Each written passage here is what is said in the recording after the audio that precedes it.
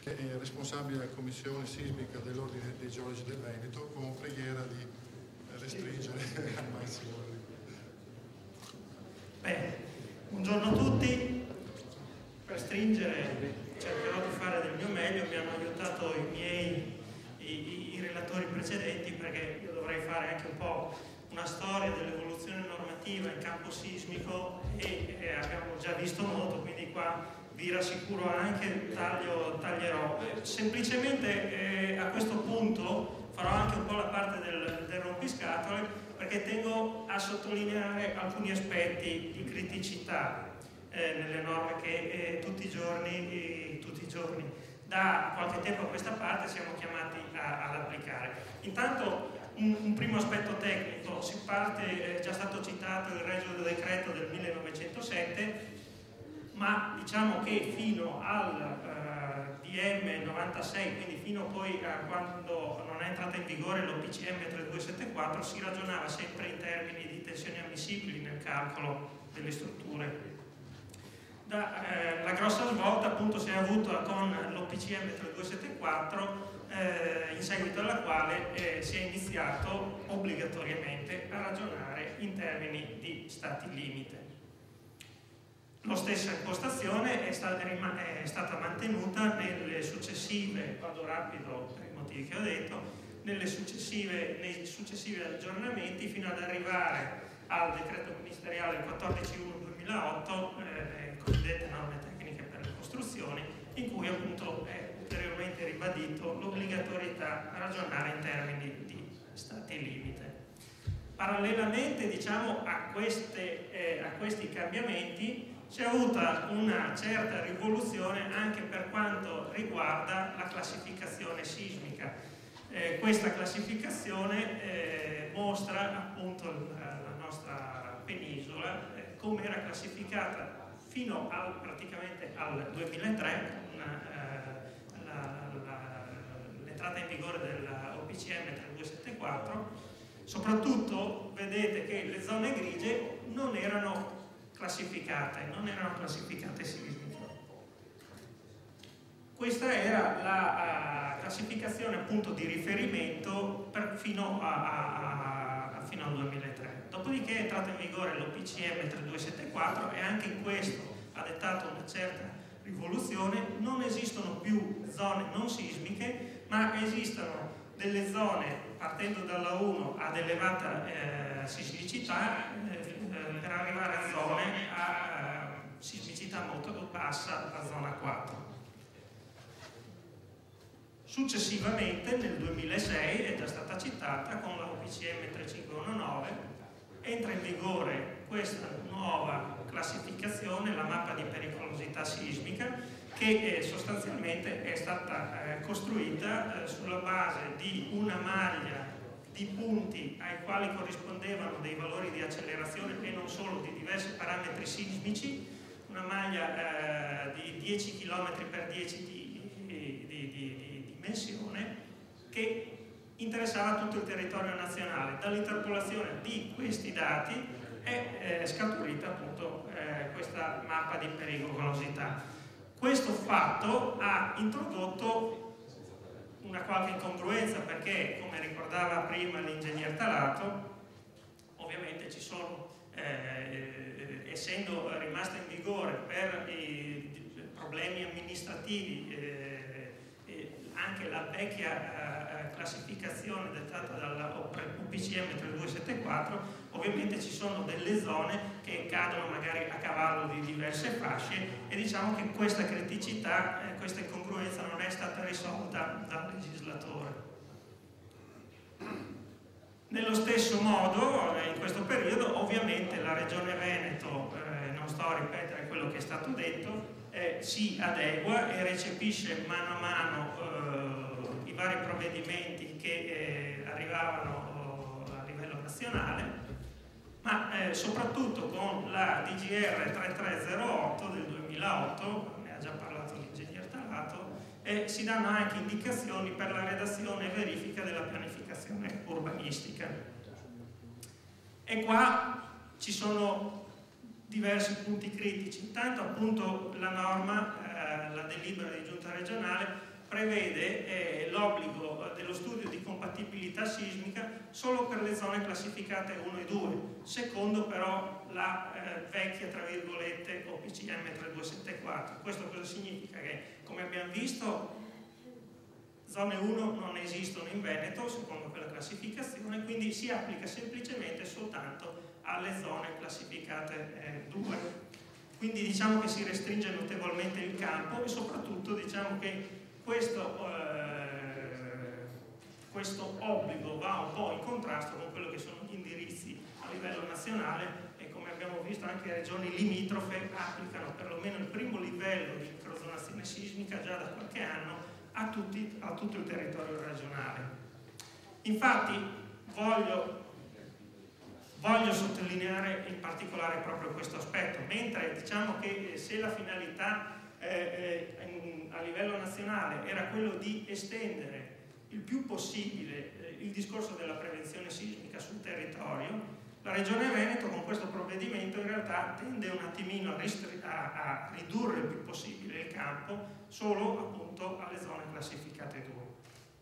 Si spera di uscire, abbiamo sentito prima l'ingegner Talato che parlava appunto delle linee guida sulla microzonazione sismica. Io speravo sinceramente che ci desse la notizia di una prossima delibera, una data, però ecco, questo senz'altro sarà un elemento che aiuterà a superare queste incongruenze che abbiamo visto. E veniamo invece anche ad alcuni aspetti tecnici applicativi, di applicazione appunto di queste norme. Le NTC del 2008 passano erroneamente appunto come oramai nella pratica comune come norme delle VS30. Cosa sono le VS30? È un parametro, una velocità di propagazione media dei primi 30 metri dalla superficie del suolo o dal piano di fondazione, è la velocità di propagazione delle onde di taglio, appunto le VS. È una media pesata. Sulla base di questo viene classificato il sito su cui si deve costruire dal punto di vista sismico. Sostanzialmente la classificazione semplificata prevede 5 classi A, B, C, D, E, appunto sulla base del variare delle VS30, cioè all'aumentare per i valori più elevati a una classe A, che è la migliore dal punto di vista, diciamo, dell'amplificazione sismica, cioè un'amplificazione fino ad arrivare a una classe E. Poi ci sono classi speciali, ma non mi voglio dilungare su questi aspetti. Perché dico erroneamente? Perché in realtà la norma non dice semplicemente solo questo, anzi, riporto il paragrafo 3.2.2 delle norme tecniche, dice che ai fini della definizione dell'azione sismica di progetto si rende necessario valutare l'effetto della risposta sismica locale mediante specifiche analisi e che, in aggiunta, in assenza di tali analisi, per la definizione dell'azione sismica si può fare riferimento a un approccio semplificato. Si può fare riferimento a un approccio semplificato.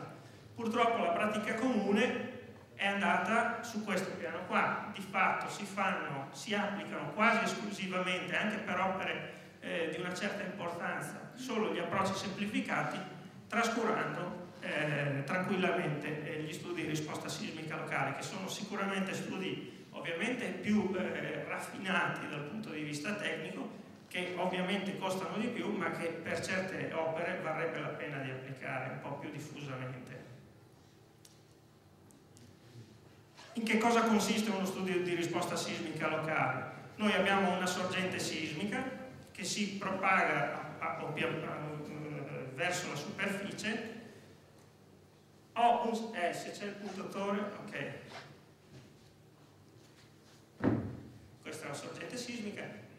L'onda sismica si propaga fino ad arrivare al cosiddetto bedrock sismico, che dal punto di vista geofisico, tecnico, è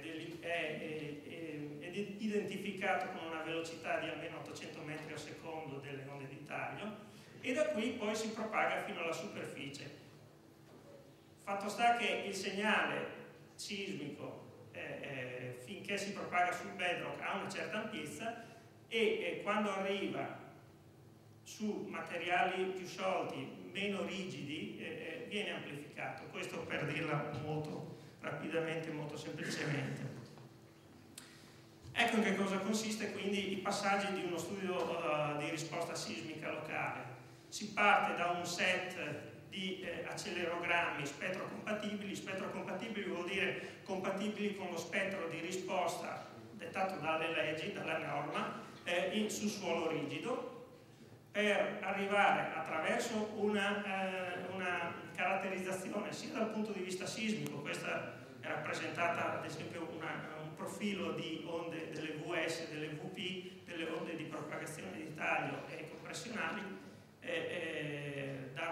derivanti da una prova da un'olla ad esempio, così come anche dal punto di vista geotecnico si fanno delle prove dinamiche per vedere quali sono le caratteristiche dinamiche appunto dei materiali. Questa ad esempio è una prova di colonne risonanti, cioè come varia ad esempio la rigidezza del mezzo con l'aumentare della deformazione e così come varia anche il damping con l'aumentare della deformazione. Tutte queste informazioni servono per creare, per definire una colonna sismostratigrafica fino ad arrivare al bedrock sismico, per andare poi a vedere come il segnale di input dal bedrock arriva e si manifesta in superficie.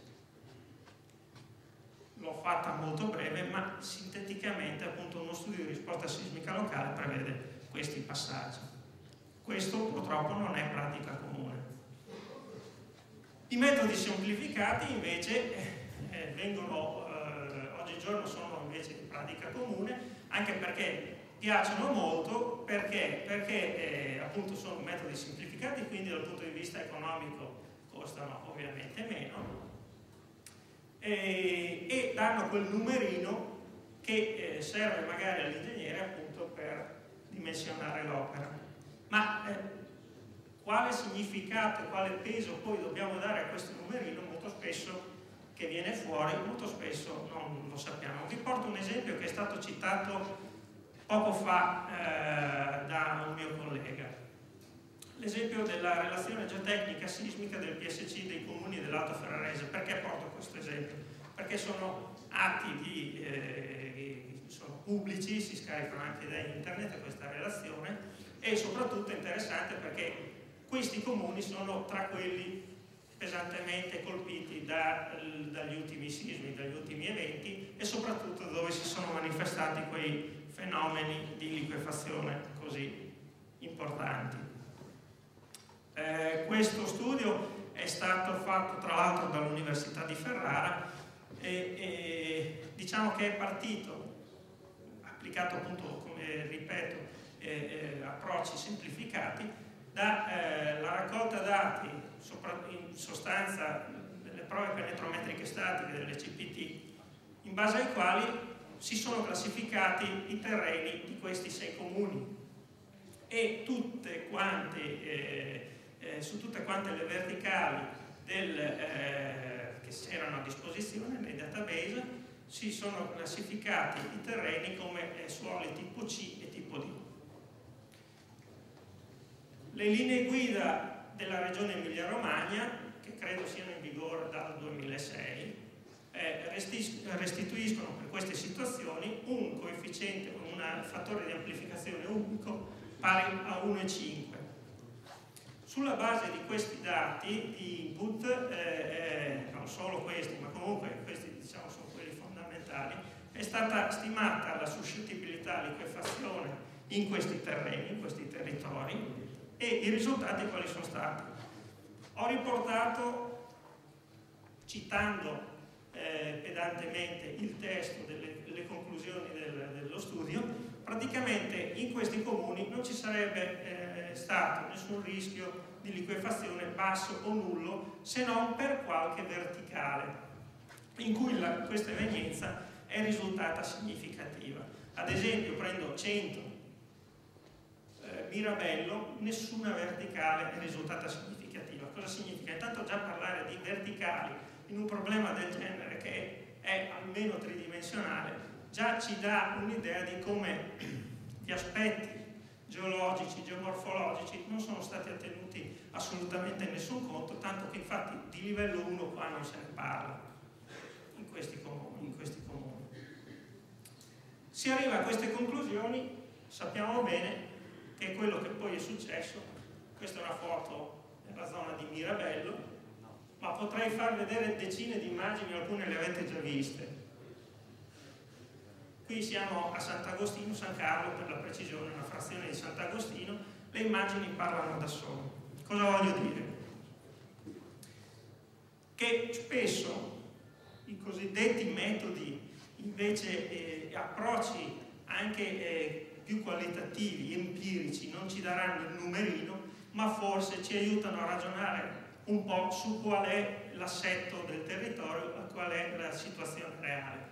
Queste sono delle curve granulometriche che stanno tranquillamente dentro al fuso, noto come fuso liquefacibile, e se io mi prendevo magari la briga di collegare tra loro i diversi punti, potevo anche arrivare a fare dei ragionamenti che avevano un certo senso, cioè magari a raccordarli, perché tutto quello che è avvenuto nella zona della provincia di Ferrara è quasi tutto concentrato in questa zona, che è il Paleoalveo del Reno.